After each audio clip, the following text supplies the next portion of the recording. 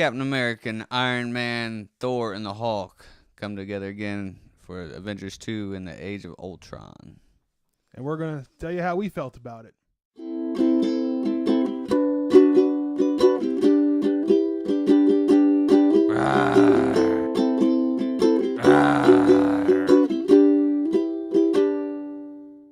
Hey guys, what's going on? Homer, Rex, and Jeremy here. We're trying something new out.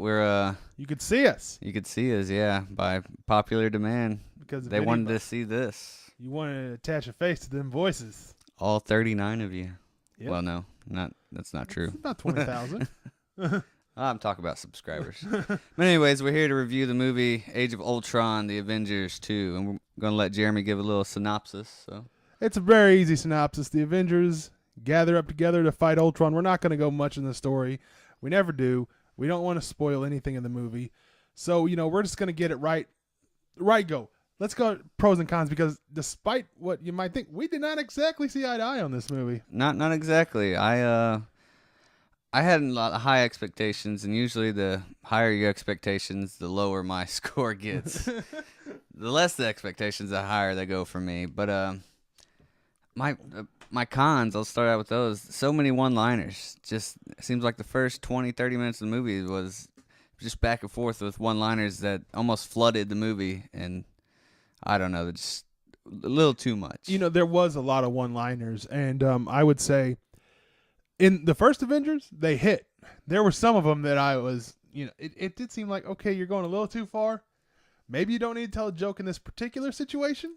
Yeah, exactly. I didn't think every situation called for a joke. I mean, even in the tensest, dire moments, they're cracking wise, which it was, like you said, Josh Whedon, that's kind of his style. But what, you look at Firefly and even the first Avengers, they're very similar. He likes to pump a lot of comedy, which does work in the movie. But you also had a pretty big con, in my opinion, of Ultron. Yeah, I mean, he had complete. Well, don't want to ruin this stuff, but it seems like he had more. He could have had more control than what he showed over the Avengers, because he's all powerful kind of guy that got into their systems, and he didn't quite. He overlooked some things that I don't think he would have overlooked. Yeah. As far as, but I mean, because this was I thought Ultron was a pro for me. One of the biggest reasons was because I like how they didn't do kind of like the Dark Knight trilogy, where the Joker was this larger than life villain, and in the third one, you have Bane, who's very intense and very intimidating and a great villain, but it's hard to outshine him. We're going to Thanos. Yeah. That's the direction you're going. So there is room to build off of this. Like, Ultron's not the ultimate bad guy. There are people further than him that are better than him. Yeah, and I think that was intentional that they left that room just to yeah, it's a good thought process. Yeah, but to expand on the villain. I did have con myself. There was a couple of them that I had, whereas the first half of this movie felt like you were watching just the first Avengers again. Yeah, I agree. And it's not to say that it's a broken movie. The intro scene does tie into the whole movie. It's not like a little prologue that doesn't really connect anything.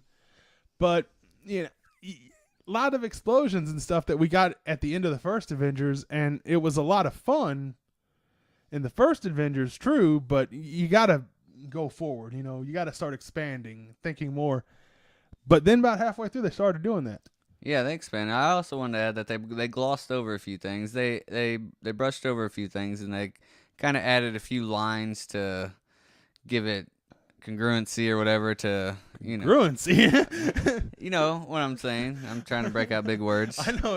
And check my encyclopedia. Whatever. They brushed over a few things, and that's always what I look for. I try to get a solid, tight story, especially when they're trying to connect so many movies, and I know it's hard to do. But I think we've been kind of like showing our cons of this, but what did you like about it too? What did I like about it? Great action, tons of. You're gonna get a little bit of overload of action, but a little bit fun. of overload. It's fun. It's all fun, yeah, and you get to see them work as a team in environments where you actually kind of see them fighting a war. They're fighting massive. Like just Iron Man's. massive enemies, you know. Yeah, a bunch of Iron Man suits or whatever. But even before that, you know, at the very opening scene, you get to see them work as a team. You know, Yeah, Captain America's throwing up his shield and Thor's knocking it out of the park, and yeah. you get to see them interact with each other's skills. I talked about what I was concerned about with this movie was that you're gonna have them all fighting for a little bit, and then Ultron's gonna beat them up, and then they're gonna make Vision, and Vision's gonna beat Ultron. It kind of happens, but nowhere near as predictable as I originally thought it was going. Yeah, to happen. they left things open. Yeah, they let the thing go. The thing I loved about this movie was it started tying everything together. The first Avengers, you introduced the characters, you saw them all in one place.